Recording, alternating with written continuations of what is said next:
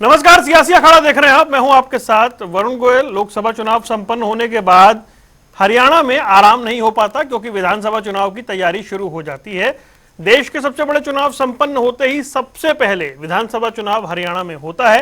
BJP की तैयारियां शुरू हो गई हैं। बीजेपी ने चुनाव प्रभारी सह प्रभारी के नाम का ऐलान कर दिया है।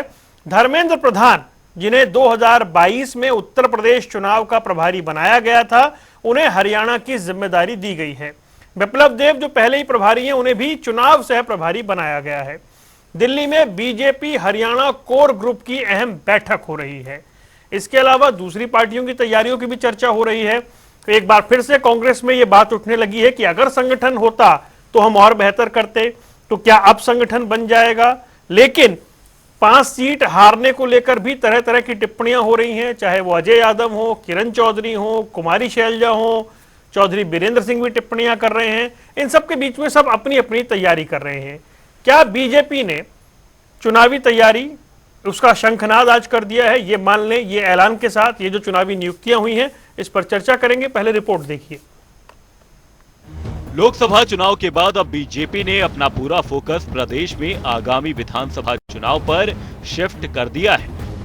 बीजेपी आलाकमान ने विधानसभा चुनाव के लिए प्रभारी और सह प्रभारी नियुक्त कर दिए हैं। बीजेपी ने दोनों ऐसे नेताओं को जिम्मेदारी दी है जिन्हें विधानसभा चुनाव कराने का लंबा अनुभव है। केंद्रीय मंत्री धर्मेंद्र प्रधान को चुनाव प्रभारी की जिम्मेदारी सौंपी गई है, तो वहीं बिप्लब देव को सह प्रभारी की कमान दी गई। धर्मेंद्र प्रधान के नेतृत्व में बीजेपी ने 2022 में यूपी का चुनाव लड़ा था और जीत का परचम लहराया। बिप्लब देव हरियाणा में पहले से ही बीजेपी प्रभारी और उनको चुनाव में जनता की नब्ज पकड़नी अच्छे से आती है। एक तरफ बीजेपी पूरी तरह से चुनावी मोड में आ गई है, तो वहीं कांग्रेस पार्टी बीजेपी से पिछड़ी दिखाई दे रही है। कांग्रेस नेताओं में भीतरघात के बयान खत्म होने का नाम नहीं ले रहे हैं। कांग्रेस संगठन को लेकर अभी विचार करने में ही जुटी हुई है। विधानसभा चुनाव में अब कुछ ही महीने बचे हुए हैं। कांग्रेस लोकसभा चुनाव में अच्छा प्रदर्शन करने पर गदगद महसूस कर रही है, तो वहीं बीजेपी अपने 5 सीटें खोने की कसर विधानसभा में जरूर निकालने की कोशिश करेगी। न्यूज डेस्क, जनता टीवी। कई खास मेहमान हमारे साथ जुड़ रहे हैं। सुरेश शिरोड साहब कांग्रेस के प्रवक्ता हमारे साथ जुड़ गए। रजत पंजेटा इंडियन नेशनल लोकदल का पक्ष रखेंगे। वीरेंद्र शर्मा आम आदमी पार्टी से और चौधरी बीरेंद्र चौहान जल्दी हमारे साथ जुड़ेंगे। आप सभी का स्वागत है। रोड साहब, ये बीजेपी में संगठनात्मक नियुक्तियां हो गई हैं। चुनाव प्रभारी सह प्रभारी हरियाणा के बन गए हैं। दिल्ली में एक कोर ग्रुप की अहम बैठक चल रही है, तमाम नेता मौजूद हैं। कांग्रेस को 5 सीट जीतने के बाद जैसा गदगद होना चाहिए था, शायद कुछ नेता हो भी रहे हैं, लेकिन पैरेलल बयान आ रहे हैं कि और बेहतर हो सकता था और मतलब नुकसान हो गया, ये सब तरह की बातें भी चल रही हैं। तो इतने अच्छे प्रदर्शन के बाद भी कांग्रेस में ये टीका टिप्पणियां क्यों? राजनीति में महत्वाकांक्षी होना और आशावादी होना जी वैसे तो कोई गलत नहीं है। हाँ।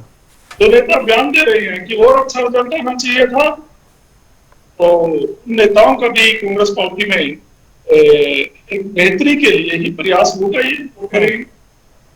तो लेकिन मैं तो आपको एक बात बताना चाहता हूँ पार्टी की तरफ से कि कांग्रेस पार्टी ने बीजेपी को चाहे परसेंटेज ऑफ वोट की बात हो या सीटों की बात हो लोकसभा की, या फिर 10 की 10 सीटों को टक्कर देने की बात हो, या विधानसभा चुनाव में 46 सीटों पर विजय हासिल करने की बात, तो कांग्रेस ने हर तरीके से लोकसभा चुनाव में बढ़त बनाई है भारतीय जनता पार्टी पर। और कब बनाई है?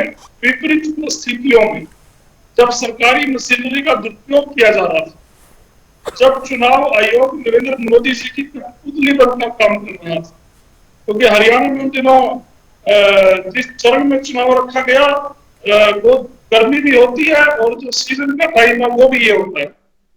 लेकिन कांग्रेस पार्टी के नेताओं ने और कार्यकर्ताओं ने कोई शिकायत किसी से ना करके अपने काम को, अपनी ड्यूटी को, अपने कर्तव्य को भी निभाया और उसका परिणाम किससे छुपी थी? हमें सुबह 10-10 बजे आके प्रोग्राम करने पड़ रहे थे आप लोगों के बीच में, गर्मी कहाँ छुपी थी? तो वर्कर और वोटर सबको पता है क्या हालात थे।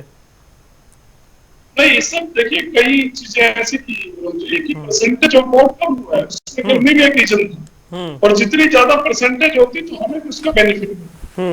लेकिन ये तो देश की जो सरकार है या मोदी जी हैं, उन्होंने देखना चाहिए था कि 7 चरणों में हर समय में तो एक चरण में लोकसभा चुनाव होता है। ठीक है, मैं कभी आपको ऐसी स्थिति पैदा नहीं होती। मैं लौटता हूँ आपके और पास। मैं एक बात जी, आपके बोलिए। आपके चैनल के माध्यम से ये भी बताना चाहता हूँ। आपने कहा, हमने भी सुना देखा कि बयान कई नेताओं का आई है, शायद कोई टिकट से वंचित रह गए हों। वीरेंद्र सिंह जी का भी आपने जिक्र किया। वो कांग्रेस को सुझाव दे रहे हैं अभी कि ऐसा होता था, ऐसे हो जाते हैं और सीटें जीत जाते हैं।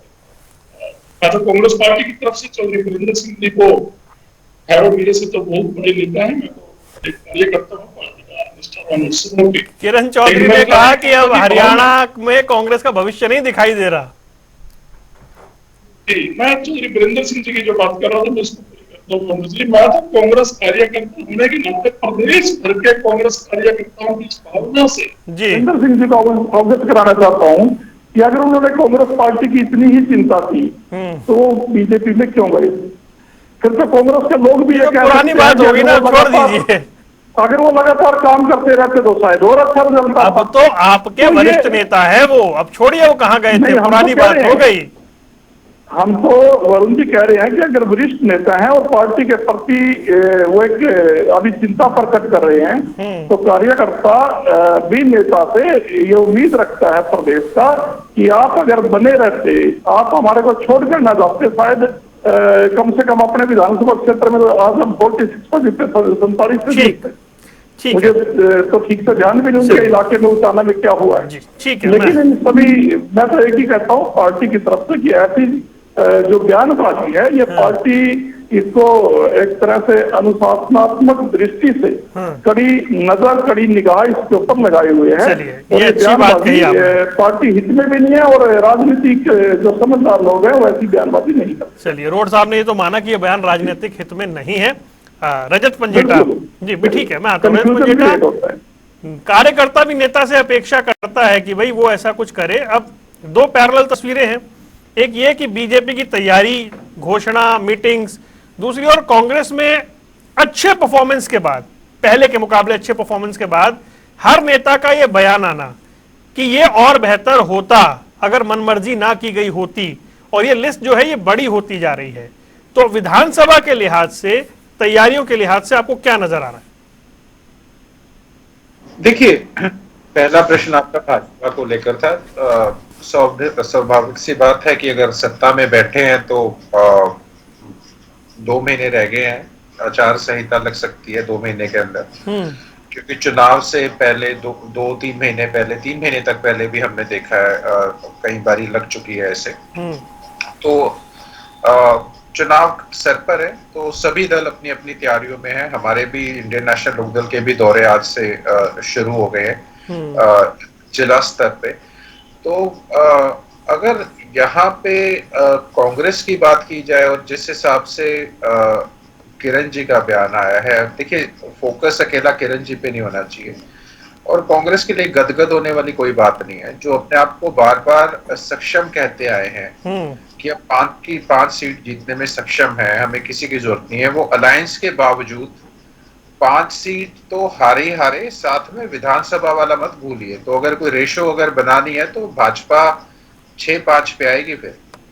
तो अगर आप अपने आप को इतना सक्षम मानते हैं तो आपको अगर आप ये सीटें हारे हैं तो पहले तो सबसे पहले जवाबदेही औरों पे ठीकरा फोड़ने की बजाय पहले सारी रिस्पॉन्सिबिलिटी कांग्रेस को और कांग्रेस के प्रधान उदयभान दोनों को, हुड्डा जी को और उदयभान दोनों को लेनी चाहिए, और जनता की, हरियाणा की जनता को बताना चाहिए कि आप जिसको बार बार सक्षम कह रहे थे वो आप अक्षम क्यों साबित हुए। देखिए, अगर कोई भी आप टिकटें देते हैं तो ये स्वाभाविक सी बात है कि जिसको टिकट देंगे, भीतरघात जैसी सारी चीजें देखकर कि वो आपका कैंडिडेट इतना स्ट्रांग है, वो सब कुछ झेलने के बाद भी वो अपने आप में इतनी ताकत रखता है कि वो अपनी सीट निकालेगा। अगर आपको अब आकर ये ढूंढना पड़ रहा है कि किरण जी क्या बयान दे रही हैं, या कैप्टन अजय यादव क्या बयान दे रहे हैं, या चौधरी वीरेंद्र सिंह क्या बयान दे रहे हैं, वो तो चुनाव शुरू, टिकटें भी नहीं बटी थी, उससे पहले उन्होंने कहा था कि मैं सोनीपत से लड़ना नहीं चाहता, यहाँ उठार वादेगा फिर। तो वो भी ऑडियो वायरल हुआ था। तो उसके बाद करण सिंह दलाल ने फरीदाबाद में कहा, ऐसे ही कैप्टन यादव ने कहा। तो अगर किरण जी इतनी सक्षम है कि वो हरवा सकती हैं, फिर तो वो कद्दावर थी, फिर तो उन्हें टिकट देनी चाहिए थी इनको। या फिर आपके कैंडिडेट में इतना दम होना चाहिए था कि कोई भी कैंडिडेट ऐसा कि अगर कुछ भी है तो यानी ये मान के इससे चला जाए कि सीधा सीधा वो इनको हरवाने में सक्षम थे। ये चुनाव जनता ने लड़ा, जो वोट जनता ने दे दिया वो मिल गया। कांग्रेस का इसमें कोई योगदान नहीं है। जनता वर्सेस सरकार का इलेक्शन था, इसमें कांग्रेस की नुकसान ही होगा आगे, क्योंकि ये इनकी जो भीतरी फूट है ये निकल के आ गई। देखिए लोकसभा एक बहुत बड़ा होता है, उसका लार्जर एक एरिया भी 9 विधानसभा होते हैं, लेकिन अगर हर विधानसभा में ऐसा होगा तो उसके बाद देखिए लड़ाई बढ़ेगी, ये दरार और निकल के सामने आएगी। वैसे ही कोई छुपा नहीं है इनका, तो सारा ओपन में है, पब्लिक डोमेन में। तो उसके बाद अगर आप देखते हैं कि 46 सीट के साथ अब गदगद महसूस कर रहे हैं, तो भाजपा भी 80 सीट के ऊपर 79 सीटें जीती थी, फिर जाकर उनकी 40 अटक गई थी। तो अगर आप सोच रहे हैं कि आप 40 के ऊपर सपने ले रहे हैं 70 के, तो आप ये ना हो कि आप भी 10-15 का खेल हो सारा, क्योंकि ये भी बड़े कद्दावर नेता ठीक है। अगर आप इनको कहते हैं कि हरवा सकते हैं, तो फिर तो अब आगे कुछ भी हो सकता है। ठीक है रजत, विधानसभा चुनाव मैं आता हूं आपके पास। प्रोफेसर वीरेंद्र सिंह चौहान हमारे साथ हैं। चौहान साहब, पहला सवाल तो ये कि आपके यहाँ संगठनात्मक नियुक्तियां हो गई हैं चुनाव को लेकर के, पार्टी क्या थोड़ी सी अलर्ट हुई है लोकसभा की परफॉर्मेंस के बाद? दिल्ली में बड़ी महत्वपूर्ण बैठक भी चल रही है, और या फिर इसे एक सामान्य रूटीन के हिसाब से देखा जाए? देखिए, भारतीय जनता पार्टी का नेतृत्व, भारतीय जनता पार्टी का संगठन, वो अलर्ट मोड पर तो हमेशा रहता ही है। जब भी कोई चुनाव आता है उससे पहले हम पूरे विश्लेषण के साथ तैयारी करते हैं, चुनाव में पूरी ताकत और ऊर्जा के साथ जाते हैं। परिणाम हमेशा हमारी इच्छा आशा के अनुरूप हो, बिल्कुल आवश्यक नहीं होता, क्योंकि चुनाव का परिणाम वो कोई रोबोटिक परिणाम नहीं होता, मैकेनिकल प्रोसेस का नाम चुनाव नहीं है। चुनाव में जनता की भावनाएं, चुनाव में कौन क्या कह रहा है, उसकी किस बात को लोगों ने गंभीरता से सुन लिया, कौन सी बात को नहीं सुना, मतलब ये जटिल सा एक समीकरण कह लीजिए, जटिल सी एक प्रक्रिया होती है, और परिणाम कभी कभी आपकी आशाओं, अपेक्षाओं और उम्मीदों के अनुरूप नहीं होते। जब परिणाम अच्छा आता है, जब परिणाम हम 100% लेकर आते हैं, तब भी हम बैठकर समीक्षा करते हैं कि हमारी परफॉर्मेंस अच्छी रही तो उसके क्या विशेष कारण रहे। और जब परिणाम कभी कभार ऐसा आता है जैसा अब आ गया, तो भी हम समीक्षा करके आगे बढ़ते हैं और खामियों को दूर करते हैं। भारतीय जनता पार्टी और हमारे विरोधियों में एक आधारभूत अंतर है जो सबको सहजता से समझना चाहिए। भारतीय जनता पार्टी के अलावा कोई राजनीतिक दल हरियाणा में आज ऐसा नहीं है जिसके पास एक व्यवस्थित संगठनात्मक ढांचा हो।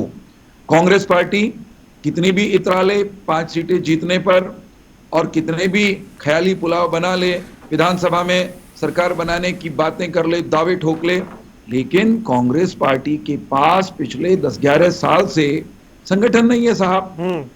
और कांग्रेस पार्टी संगठन बनाना नहीं चाहती ऐसा भी नहीं है। इनके जितने नेता प्रवक्ता आपके चैनल पर आते मुझे लगता नहीं बनाना चाहती, ये मेरा व्यक्तिगत विचार है। नहीं, मैं ये कह रहा हूं, नहीं, ये आपकी रुचि आपका विश्लेषण हो सकता है। मैं ये कहता हूं कि वो बनाना चाहते हैं बेचारे, और जब बनाते हैं, बनाने की कोशिश करते हैं, सूचियां बनाते हैं, लिस्टें फाइनल होती हैं, ऊपर जाती हैं। एक तो ऊपर वालों के पास फुर्सत नहीं होती, ऊपर वाले अपनी उलझनों में बेचारे 10 जनपद वाले। दूसरा, फिर जब कहीं 10 जनपद वालों को फुर्सत मिल भी जाए हरियाणा के लिए, तो इनके यहाँ क्या होता है कि सिर्फ अव्वल का आलम ये रहता है कि उस लिस्ट को कोई फाइनल करने नहीं देता। माने इन जनरल इनके संगठन की दुर्गति का कारण ये है। गजब की पार्टी है, कोई जिला अध्यक्ष नहीं है इतने लंबे अरसे से, और फिर भी 5 सीट जीत गए ना चौहान साहब, ये तो बेटर है इनके लिए। इंपॉर्टेंट बात इसमें, वरुण जी, इंपॉर्टेंट बात इसमें ये है, उनका संगठन है, वो बनाए ना बनाए हमें कोई फर्क नहीं पड़ता, लेकिन वो रोज आपके चैनल पे आकर के कह देते हैं ईद को संगठन बना देंगे, दीपावली को बना देंगे, होली को बना देंगे, संक्रांति को बना देंगे। दिसंबर में बना देंगे, नवंबर में बना देंगे, कभी कभी तो कहते हैं अगले हफ्ते बना देंगे, लेकिन नहीं बना पा रहे। इसका अर्थ है कि कांग्रेस भीतर से संगठनात्मक रूप से खोखली है। एक और इंपॉर्टेंट बात मैं अपने विरोधियों के बारे में कहना चाहता हूं। हमारे सारे विरोधी ऐसे हैं जिनमें से किसी एक में इतना साहस नहीं है कि वो अकेले अपने दम पर लड़कर भारतीय जनता पार्टी को टक्कर देने की स्थिति में हो। इंडियन नेशनल लोग कहीं दिखाई नहीं दी लोकसभा के चुनाव में। पिछले विधानसभा चुनाव में एक सीट पर थी रजत पंजेटा जी की पार्टी, लेकिन इन चुनावों में रजत जी, आपने भी देखा, बारंबार रजत जी ने आकर के चैनल पर कहा कि भाजपा को हराना है तो भूपेंद्र सिंह हुड्डा की इच्छा के विरुद्ध इंडियन नेशनल लोकदल को इंडी गठजोड़ में शामिल किया जाना चाहिए। यानी लैक ऑफ कॉन्फिडेंस, उनको विश्वास ही नहीं है कि वो भाजपा का मुकाबला कर सकते हैं। सब के सब आत्मविश्वास रहित और दिशाहीन लोग हैं। मुझे लगता है इन लोगों को हम बहुत सहजता से 24 की विधानसभा की जंग में परास्त कर देंगे। लोकसभा का चुनाव यूं का यूं विधानसभा में अनुवाद नहीं होता, उसका ट्रांसलेट नहीं होता। ये कोई हिंदी से अंग्रेजी में अनुवाद करना या अंग्रेजी से पंजाबी में अनुवाद करने जैसी बात नहीं है। हर चुनाव के अपने डायनामिक्स होते हैं, हर चुनाव के अपने फैक्टर्स होते हैं। विधानसभा अलग किस्म का चुनाव होगा। हम और अधिक बेहतरीन सकारात्मक ऊर्जा के साथ चुनाव लड़ेंगे। तीसरी बार हरियाणा सरकार बनाएंगे। जनता की सेवा करने का मौका हमें तीसरी बार मिलने जा रहा है। ठीक है चौहान साहब। वीरेंद्र शर्मा जी, शर्मा जी ये बताएं कि बीजेपी की आ रहा हूं रोड साहब आ रहा हूं, ये बीजेपी की ओर से आज ऐलान हो गया, चुनाव प्रभारी सह प्रभारी, दिल्ली में एक बड़ी बैठक चल रही है, अध्यक्ष के नाम की चर्चाएं और बहुत सारी चर्चाओं पर बात हो रही है। आम आदमी पार्टी ने क्या तय पूरी तरह कर लिया है कि उसे सभी 90 सीटों पर लड़ना है या अभी भविष्य की संभावनाएं हैं, और उस लिहाज से तैयारियों को लेकर के क्या परिस्थिति है आपकी? टीवी के सभी दर्शकों को और प्रवक्ता साथियों को प्रणाम करता हूं। मैं चौहान साहब को सुन नहीं पाया तो माफी चाहूंगा, चौहान साहब ने क्या कहा होगा, लेकिन आपकी बात का जवाब दे देता हूं। आम आदमी पार्टी संघर्ष से, आंदोलन से निकली पार्टी है। आम आदमी पार्टी ने जो लोकसभा का इलेक्शन फाइट किया, निश्चित तौर पे उसमें बहुत अच्छे तरीके से हमने परफॉर्म किया। सुशील गुप्ता जी कुछ ही वोटों से हम लोग रह गए और हमने 4 विधानसभाएं जीती हैं। रहा विधानसभा का सवाल, तो हमने 90 की 90 सीटों में आम आदमी पार्टी का अपना मजबूत संगठन है और संगठन ग्राउंड लेवल से लेकर ग्राम कमेटी तक हम लोग बना चुके हैं, और उस संगठन की बदौलत पूरे 90 के 90 हलकों में हम बहुत अच्छी मजबूती से अपना इलेक्शन लड़ेंगे। रही भविष्य की बात, तो अरविंद केजरीवाल जी अभी जेल के अंदर हैं, तो अरविंद केजरीवाल जी और शीर्ष नेतृत्व डिसाइड करेगा कि भविष्य में कैसा क्या होगा। कुरुक्षेत्र में आपने जो परफॉर्मेंस दी उसमें कांग्रेस का वोट भी है ना? बिल्कुल, निश्चित तौर पे इंडिया गठबंधन ने मिलकर चुनाव लड़ा है तो दोनों पार्टियों का ही वोट बैंक है, लेकिन फिर भी हमारी जो टीम थी, आम आदमी पार्टी का जो कार्यकर्ता था, गठबंधन के साथ मिलकर के हमने बहुत बढ़िया परफॉर्म किया। ठीक है, हम 4 विधानसभा जीते हैं और भविष्य में भी 90 की 90 सीटों पे हमने कल परसों जींद में मीटिंग भी की जिला अध्यक्षों के साथ में, और आने वाली 30 जून को बहुत बड़ी एक विशाल हम जनसभा करने जा रहे हैं चरखी दादरी के अंदर, जहां 90 की 90 विधानसभाओं का सुनीता केजरीवाल जी वहां से पूरे हरियाणा के इलेक्शन का आगाज करेंगे। ठीक है, बहुत अच्छी बात है, आपने तैयारी बता दी। रोड साहब, भाई आपके जिला अध्यक्ष नहीं है, हालांकि मैंने तो कहा उसके बिना भी 5 सीटें जीत गए, लेकिन अब तो चुनाव दूसरे डायनेमिक्स का है ना, इसमें तो रूट पर आदमी चाहिए। जी, चौहान साहब फिर कहेंगे कि हम तारीख बता देते हैं। मैं पहले तो ये क्लियर करना चाहता हूँ भारतीय जनता पार्टी को, कांग्रेस पार्टी का बूथ स्तर पर से लेके और जिला स्तर तक मजबूत संगठन है। हमने सेक्टर बूथ के ऊपर सेक्टर बनाया, सेक्टर के ऊपर मंडलम है और मंडलम के ऊपर ब्लॉक है। एक असेंबली कॉन्स्टिट्यूएंसी को 4-4 विभागों में डिवाइड करके इनके 15 प्रमुख से भी मजबूत संगठन हमारे पास, और हर बूथ पे 20-20 जांबाज कार्यकर्ता है। ये पूरे हरियाणा में बन चुका है। ये बेशक मीडिया में पार्टी ने नहीं दिया, लेकिन हमारा जो जिला अध्यक्ष है उनकी लिस्ट जैसे आती है वो मीडिया पे चली जाती है, लेकिन ये जो चल रहा है पिछले 1 साल से, मुझे लगता है बिना संगठन के अच्छा कर रहे हैं आप, और मेरा ये व्यक्तिगत विश्लेषण है कि जरूरत नहीं है आपको संगठन की। नहीं वरुण जी, हम संगठन से ही आगे बढ़े हैं। जब से दीपक बाबरिया जी हमारे माननीय प्रभारी बनकर आए, उन्होंने सबसे पहले संगठन किरण चौधरी ने क्या कहा दीपक बाबरिया के लिए? नहीं, वो तो देखिए किसी नेता ने जो कहा है पार्टी उसको सिरे से खारिज करती है। ऐसे कोई भी अगर हमारे माननीय प्रभारी के बारे में, प्रभारी मौर्या के बारे में कोई गलत बोले, या फिर कोई हमारे नेता प्रतिपक्ष के ऊपर कोई आरोप लगाए, या कोई हमारे प्रदेशाध्यक्ष के बारे में कहे, कोई खड़गे जी के बारे में, हमारे राष्ट्रीय अध्यक्ष के बारे में कहे, तो कांग्रेस पार्टी में अनुशासन है और पार्टी आलाकमान उसको गंभीरता से ले रही है। ऐसे कोई भी आरोप पार्टी को जो नुकसान पहुंचाएंगे तो पार्टी उन पे गंभीरता से विचार करेगी, अनुशासनात्मक कार्रवाई करने के लिए। ये पार्टी लाइन बता रहा हूँ। ठीक है। और मैं एक बात आपको ये क्लियर करना चाह रहा हूँ कि कांग्रेस पार्टी ने बिना संगठन लोकसभा चुनाव नहीं लड़ा। हम बूथ स्तर पर, मैं आपको बताना चाहता हूँ कि जब से दीपक बाबरिया जी हमारे प्रभारी आए तब से पूरे हरियाणा में AICC यानी ऑल इंडिया कांग्रेस कमेटी, आखिर भारतीय कांग्रेस कमेटी की तरफ से असेंबली कोऑर्डिनेटर लगाए गए। बाबरिया जी ने एक इंटरव्यू में कहा कि अगर हमारा संगठन होता तो हम 8 सीटें जीतते। तो दीपक बाबरिया जी को कौन रोक रहा है संगठन बनाने से भाई? नहीं, वो देखिए प्रक्रिया ऐसी है ना, जो इतनी पेचीदा प्रक्रिया है जो हमने शुरू की है, पेचीदगी बहुत है उसमें। नहीं, वो उस वे में नहीं जिस वे में आप समझ रहे हो। मैं इस तरीके से बता रहा हूँ कि हमारे पन्ना प्रमुख ऐसे नहीं है किसी का नाम दे दिया।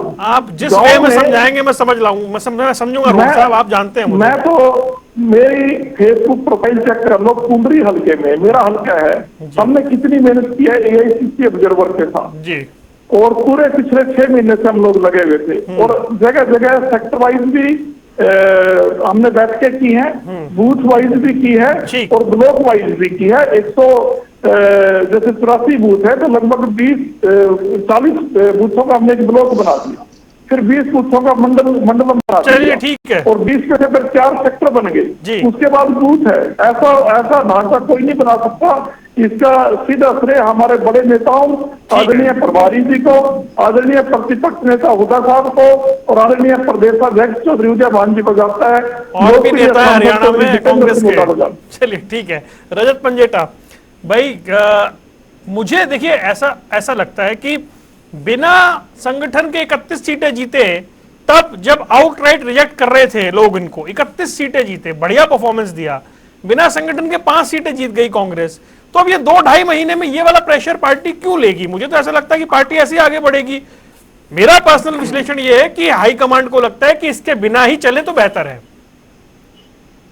देखिए, वो 31 सीटें इंडियन नेशनल लोकदल के जो 2 फाड़ हुए बिल्कुल इलेक्शन से पहले, उसका फायदा हुआ कांग्रेस को। हम ही मुख्य विपक्षी दल थे उससे पहले 10 साल तक। दोनों को हुआ, भाजपा को भी हुआ, कांग्रेस को भी हुआ। वो एक कुछ था जो नहीं हम चाहते थे, कुछ चौधरी देवीलाल जी की बनाई पार्टी, और कोई किसी को भी आके उसको हक नहीं था इस तरीके से करने का। चलो, जो हो गया वो हो गया, उसके ऊपर चर्चा की कोई जरूरत नहीं। इनकी 31 सीटें आई, वो वजह मैं आपको बता रहा हूँ। दूसरा, संगठन की बात हो रही है, भेड़ों का छत्ता है, कौन उसमें हाथ डालेगा? हम बार बार इस पे डिबेट करते आए हैं। क्या भूपेंद्र हुड्डा ने शैलजा जी का संगठन बनाने दिया? उससे पहले अशोक तंवर जी को बनाने दिया? क्या रणदीप सुरजेवाला का कांटा हुड्डा ने नहीं निकाला? ये मानव भाव, यहाँ कार्रवाई की बात कर रहे थे, आज तक हुड्डा के ऊपर कार्रवाई क्यों नहीं कर पाए? असली कभी कार्रवाई करनी थी अगर तो भूपेंद्र सिंह हुड्डा पे करते हैं। कर पाए क्या कार्रवाई? जब आप हुड्डा के वो सब कुछ करते रहे, उन्हें फ्री हैंड दे दिया गया, किसी का भी कांटा निकालो, किसी को भी पॉलिटिकली खत्म करना शुरू हो गया है। तो अब इन नेताओं के ऊपर कार्रवाई की किस लिए बात करते हैं कि कार्रवाई होगी? ऐसे बोल किस लिए बोलते हैं? अपने नेता को खुश करने के लिए? क्या यही है कांग्रेस पार्टी? नहीं, कुछ फेयर कंपैरिजन क्या कह रहे हैं? राज्यसभा चुनाव में भी सुना था कार्रवाई के बारे में आप बोल क्या रहे हैं? नहीं, इन्होंने इंडिया गठबंधन में जगह नहीं दी इनको। इंडिया गठबंधन में हम पहले भाप गए कि हमारा ये बहुत खराब करता है, ये अभी और बयान देते अगर हम लोग गठबंधन में ले लेते, क्योंकि ये। अच्छा ठीक है रोहन साहब, आपको मैंने पूरा समय दिया, 1 मिनट में बात खत्म कर ले, फिर आऊंगा आपके पास, समय है मेरे पास जी। देखिए, ये प्रश्न दोनों तरह से मिल गया, भाजपा के प्रवक्ता से भी मिल गया और इनसे भी मिल गया, कांग्रेस से। भाजपा के प्रवक्ता ने कहा कि रजत पंजेटा ने बार बार डिबेट्स में कहा कि अगर भाजपा को हराना है तो सभी विपक्षी दलों को एक छतरी के नीचे आना पड़ेगा, इकट्ठे होना पड़ेगा।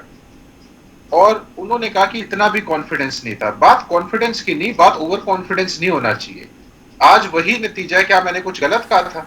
आज वही नतीजा है कि फिर भी भाजपा 5 सीट जीतने में कामयाब हो गई। 2014 में केवल 1 सीट बचा पाई थी कांग्रेस दीपेंद्र की, और फिर भी 2 सीटें जीते थे। लेकिन आज जो हाल होना चाहिए था भाजपा का, देखिए 10 साल की एंटी इनकम्बेंसी, बराबरी पे खड़े हैं, बल्कि विधानसभा एक जीत के एक ऊपर ही हो गए 5-6। कहां पूरा सुपड़ा साफ होना चाहिए था भाजपा का, क्या अच्छाई करी है? कर्ज, बेरोजगारी, तेल के दाम, आमदनी नहीं है, बच्चों की सुसाइड हो रहे हैं, नौकरियां नहीं है, इतना बुरा हाल त्राहिमाम देश में, हरियाणा में मचा दिया। और उसके बाद भी अगर 5 सीट जीते हैं तो हुड्डा साहब को तो श्रेय जाना चाहिए। ये बोलते हैं कि हमने इन्हें नहीं लिया, बड़े बोल नहीं बोलने चाहिए, ज्यादा ओवर कॉन्फिडेंस नहीं होना चाहिए। अगर आप 10 की 10 सीटें जीतते ना अलायंस के साथ, तब ये बोलने के लायक थे आप। आज आप बराबरी से भी नीचे खड़े हो, क्या होती है 46 सीट। अगर आज मैं फिर कह रहा हूं, ये तो फिर हल्के में आंक रहे हैं, ये चाहते ही नहीं। देखिए मुझे ये जो तार जुड़ते हैं ना, ये अकेले सुरेश रोड जी की बस की बात नहीं है, ना वीरेंद्र चौहान जी की बस की बात। ये दोनों आपस में मिले हुए, ये भाजपा और कांग्रेस एक फ्रेंडली मैच खेल रहे हैं। चलिए पूछ ठीक है, पूछ लेता हूँ, अलग अलग लड़ो। ठीक है, देखिए सबसे बड़ी जीत भाजपा की मैं आज बताता हूं, जिसमें पूरा योगदान है, वो है खट्टर जी की सीट। अगर इतना 10 साल हरियाणा का भट्टा बिठाने के बाद भी 2 लाख से ऊपर से जीतते हैं, तो ये एक गिफ्ट दिया है भूपेंद्र हुड्डा ने खट्टर जी को जिताकर। ये दूसरों के ऊपर क्या कमियां निकालते हैं, हमें कोस के बावजूद भी ये 5 सीट हार गए। इलेक्शन हमसे नहीं लड़ना था, इलेक्शन लड़ना था भाजपा से, जो तुम चाहते रहे कि कोई फायदा किसी तरह पहुंचाए, और तुमने पहुंचाया भी 5 सीटें जिता। ठीक है चौहान साहब भाई, एक तो फ्रेंडली मैच की वजह से आपकी 5 सीटें आ गई, पहला। दूसरा ये कि अगर लोकसभा में ये परफॉर्मेंस है तो विधानसभा में और बेटर हो जाएगी, इसका कॉन्फिडेंस आप में कैसे है? पिछली बार बेटर करने के बाद लोकसभा विधानसभा में मामला डाउन हुआ था। देखिए मैंने पहले कहा कि लोकसभा और विधानसभा के चुनाव में डायरेक्टली प्रोपोर्शनल का कोई फॉर्मूला लागू नहीं होता। ठीक है, जिस अनुपात में आप लोकसभा जीते, उसी अनुपात में विधानसभा जीतेंगे या हारेंगे, ऐसा कोई अंक गणित, ऐसा कोई अलजेब्रा वो राजनीति पर लागू नहीं होता, चुनावों पर लागू नहीं होता। मैंने पहले कहा, हर चुनाव के अपने मुद्दे हैं, हर चुनाव के अपने डायनेमिक्स हैं। लोकसभा का चुनाव अलग अंदाज में लड़ा जाता है, अलग दृष्टि से सोचता है मतदाता। बहुत बार ऐसा हुआ है कि लोकसभा और विधानसभा के चुनाव मान लीजिए इकट्ठे भी हुए, तो लोकसभा में किसी और दल को या गठबंधन को मतदाता जिता देता है और राज्य में किसी और को जिता देता है। वो इतना भी कभी कभी मतदाता अंतर कर लेता है। मैं विश्वास के साथ कहता हूं कि लोकसभा के चुनाव में जो फेक नैरेटिव हमारे मित्रों ने, कांग्रेस के साथियों ने, इंडी गठजोड़ ने चलाया कि संविधान बदल देंगे, आरक्षण खत्म हो जाएगा, ये फर्जी नैरेटिव, इसने सबसे ज्यादा नुकसान संभवतः हमारा किया लोकसभा में। ये नैरेटिव टूट चुका है। इस नैरेटिव का विधानसभा के चुनाव पर कोई असर रहने वाला नहीं है। विधानसभा का चुनाव हरियाणा में, हरियाणा किस तरह के लोगों के हाथों में रहे, हरियाणा का शासन, ये तय करने का चुनाव होगा। और हरियाणा की जनता, वरुण भाई, किसी भी कीमत पर उस कांग्रेस को सत्ता में नहीं लाना चाहेगी जिस कांग्रेस पर हरियाणा के किसानों की जमीन औने पौने दाम पर हड़प कर कहीं दामाद जी को देने का आरोप है, कहीं उद्योगपतियों को देने का आरोप है। नहीं, लेकिन फ्रेंडली मैच कौन खेल रहा है? जनता, हरियाणा की जनता उस इंडियन नेशनल लोकदल को कभी, जिसका सुपड़ा साहब 2004 के लोकसभा में होना शुरू हुआ था, आज तक धड़ाधड़ लगातार होता आ रहा है, उस इंडियन नेशनल लोकदल को हरियाणा की जनता सत्ता नहीं सौंपेगी साहब। क्योंकि इंडियन नेशनल लोकदल हरियाणा में जब जब सत्ता में आई है, उन पर गुंडागर्दी फैलाने का, धक्काशाही करने का आरोप लगा है। अलमारी तोड़कर मेरिट की हत्या करने वाले जो महानुभाव हैं, सजा काटने वाले जो लोग साथ में चलाई ना सरकार, क्या ये बात हरियाणा के लोग, क्या हरियाणा के नौजवान अपना भविष्य मेरिट की हत्या वालों के हाथ में कभी देंगे, सवाल ही पैदा नहीं होता। और ये जो जेल में जिनके नेता बैठे हैं, जिनके मुख्यमंत्री, उप मुख्यमंत्री, ये मंत्री, वो मंत्री, ये विधायक, वो विधायक भ्रष्टाचार के आरोपों में जेल कट रहे हैं, हरियाणा उन आम आदमी पार्टी वालों को सत्ता दे देगा क्या, जो पंजाब से हमारे हिस्से का पानी लाने में शर्मा रहे हैं, जो हरियाणा का है, बोली पंजाब की बोलते हैं। भाई साहब, विधानसभा का चुनाव सीधे तौर पर भारतीय जनता पार्टी के पक्ष में मतदान का चुनाव होगा। हरियाणा में भाजपा की पारदर्शिता वाली सरकार नए सिरे से बनेगी, मेरिट वाली सरकार नए सिरे से बनेगी, गांव गरीब की चिंता करने वाली सरकार बनेगी। वो सरकार बनेगी जिसने हरियाणा के किसानों को उनकी फसल के दाम सीधे खाते में देने शुरू किए हैं। गांव के तालाब और गलियां वो बेहतर की हैं जिस सरकार ने, 6000 गांवों को रोशन किया है जिस सरकार ने, जगमग किया है। हमसे पहले वो संक्षेप में आ गई आपकी बात। ये इनमें से किसने किसने रोक रखा? वीरेंद्र शर्मा जी, घंटे बिजली देंगे, गांव को देने से इन्होंने किसने रोका हुआ था? पूछने वाली बात। वरुण जी, मैं भारतीय जनता पार्टी के प्रवक्ता को बता देता हूं कि इतने ये बड़ी नैतिकता की जो बात कर रहे हैं, इन लोगों के साथ सरकार चलाने में इनका ही आता। इन्होंने जब सरकार चलाई थी तो सरकार में क्या क्या हुआ था, जो अलमारी तोड़ने की बात कर रहे हैं, उनके साथ मिलकर के सरकार चलाई। भारतीय जनता पार्टी के साथ इन लोगों ने शराब घोटाला किया, 9500 करोड़ रुपए का इन्होंने सरकार चलाई। इनको शर्म आनी चाहिए टीवी पे बैठ करके बात करते हुए। दिल्ली के अंदर और चंडीगढ़ के अंदर मेन इलेक्शन में वोट चुराने का काम किसने किया?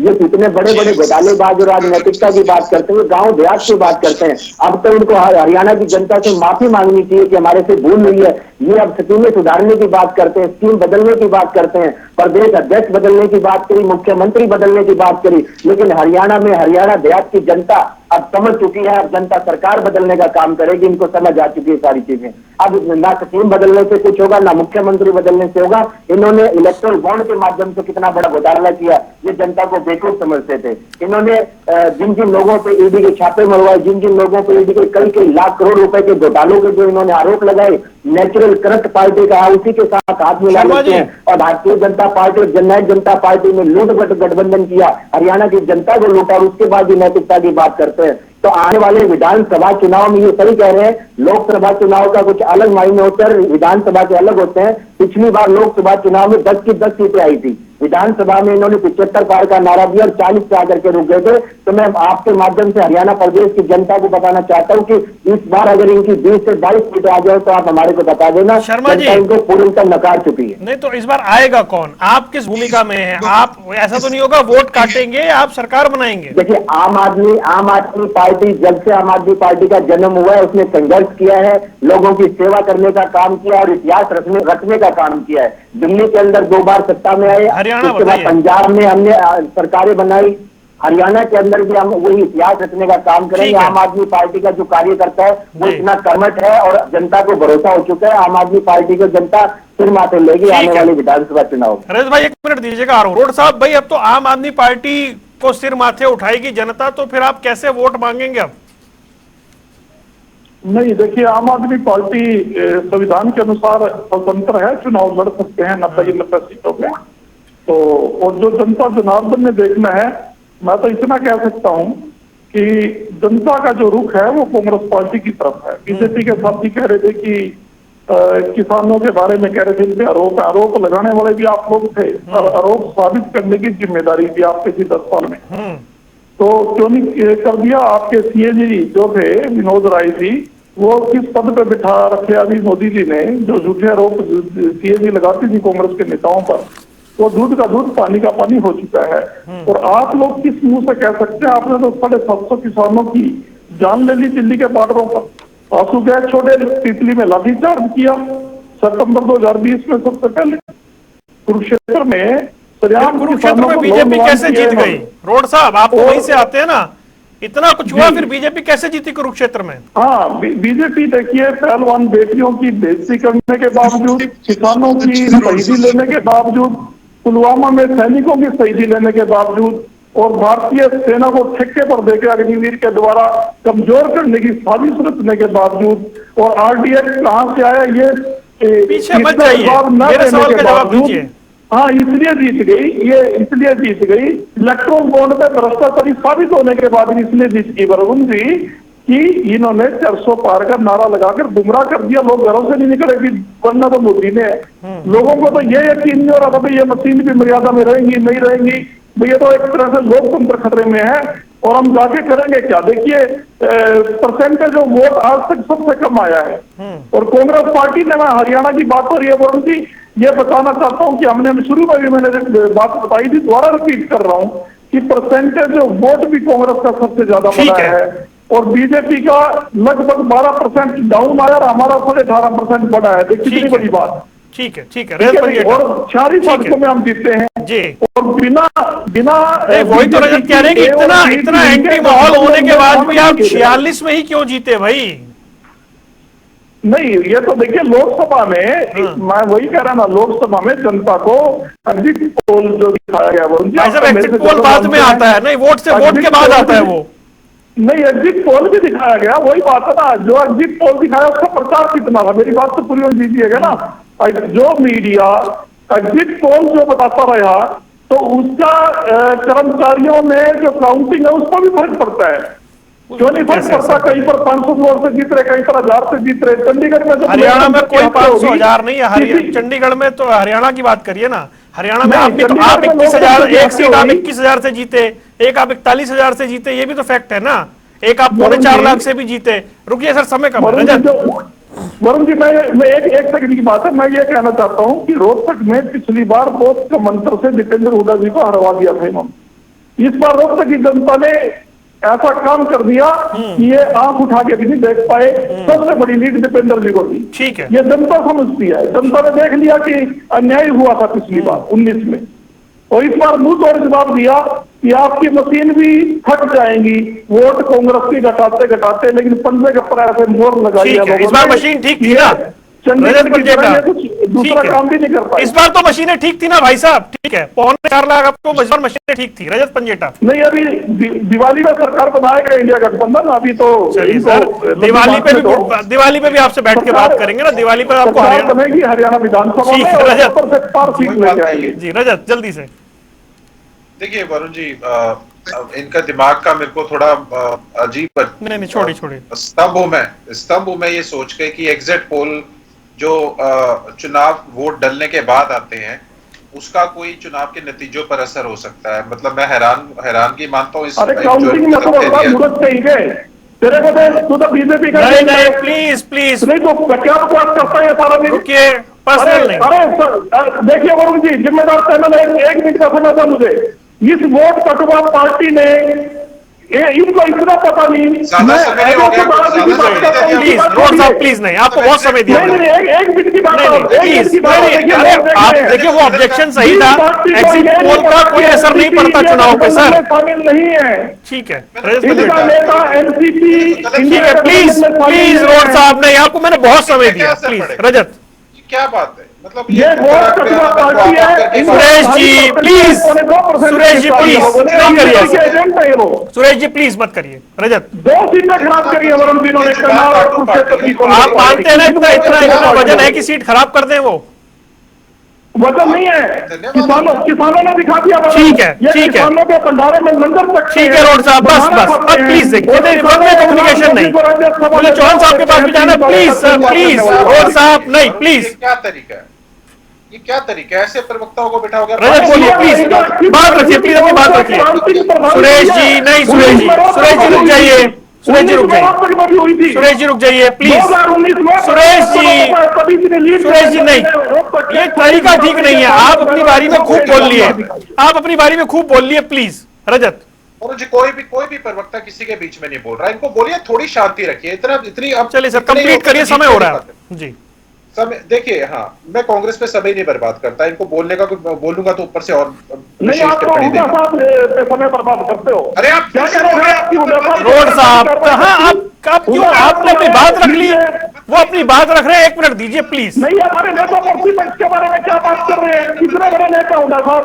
अरे ये बीजेपी के प्रवक्ता ने भी क्या किया, जो तुम्हारे दल से जिन्होंने तुम्हारी सरकार चलाई, अलमारी बात के रोड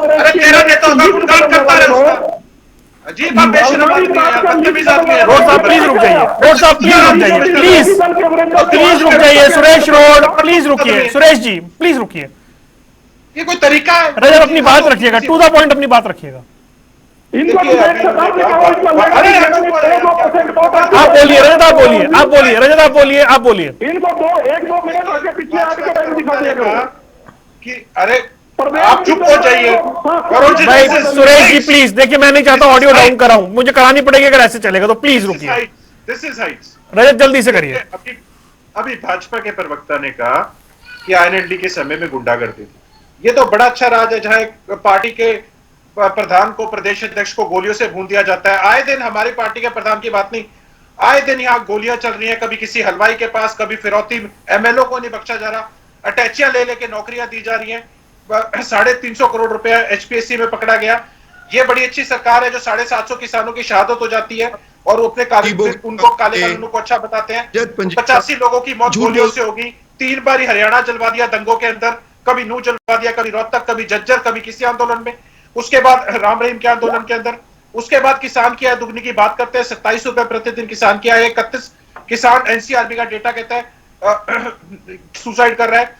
51 स्टूडेंट सुसाइड कर रहे हैं। हर 5वें दिन एक युवा सुसाइड ओवरडोज से कर रहा है। ये बड़ी अच्छी सरकार है। ये कहते हैं कि हमें इंडियन नेशनल लोकदल में जब खजाने भरे छोड़ के गए थे और इन्होंने कर्ज में डुबा दिया, इनकी सरकार अच्छी है और हमारी बुरी है। ठीक है, लोकसभा में अलग मुद्दे थे, हम मानते हैं कि 2 धड़े में वोट बट गया, जिससे ना कांग्रेस को गदगद होने की जरूरत है ना भाजपा को। ये किस बात के अपने आप को बोल रहे हैं? आज देखिए, तब लड़ाई जल्दी से प्लीज, सरकार के खिलाफ, आज लड़ाई कांग्रेस के साथ खुली करके देता हूं। सरकार बना के दिखा दे कांग्रेस। आपको चैलेंज कर रहा हूं प्रवक्ता महोदय, बता दे हुड्डा को जाके।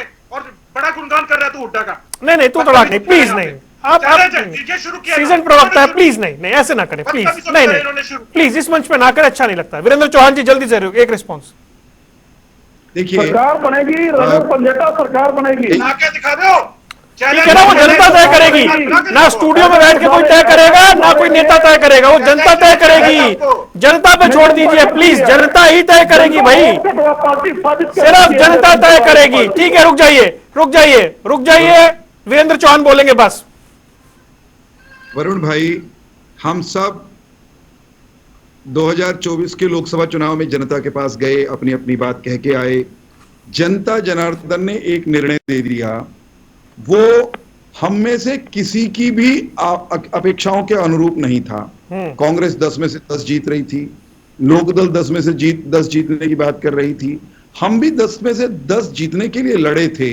लेकिन अंततो गत्वा परिणाम आता है जनता के मन, जनता के संकल्प के अनुसार, जनता के मानस के अनुसार। तो जनमन जनतंत्र में सर्वोपरि है। इसलिए सबसे पहले मैं हरियाणा की जनता को नमन करता हूं। आखिर में परिणाम 2024 का भी वही आएगा जो हरियाणा की जनता चाहेगी। लेकिन मुझे यूं लगता है कि हरियाणा का जनमन, हरियाणा की जनता उस इंडियन नेशनल लोकदल को बिल्कुल नहीं चाहेगी जिसकी छवि गुंडागर्दी की, रेडियां लूटने की, फलानी बिरादरी का वोट नहीं होना चाहिए, उनको भी वोट डालने का हक नहीं होना चाहिए, उस पार्टी को हरियाणा की जनता नहीं चाहेगी।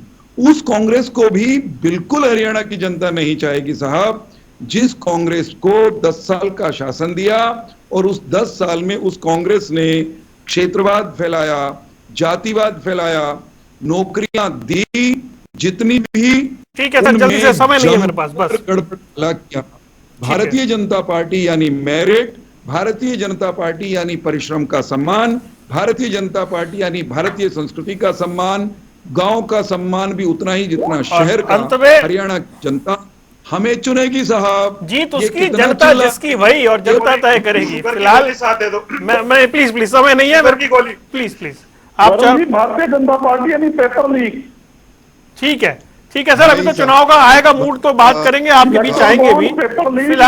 फिलहाल तो आज बीजेपी ने नियुक्तियां कर दी हैं, देखते हैं दूसरी पार्टियों से कब ऐसी सूचियां सामने आती हैं। फिलहाल आप चारों मेहमानों का जुड़ने के लिए बहुत बहुत शुक्रिया। सियासी अखाड़ा दिख रहे थे आप, रुक रहे हैं कुछ देर के लिए, खबरों का सिलसिला लगातार जारी है। पतंजलि दंत कांति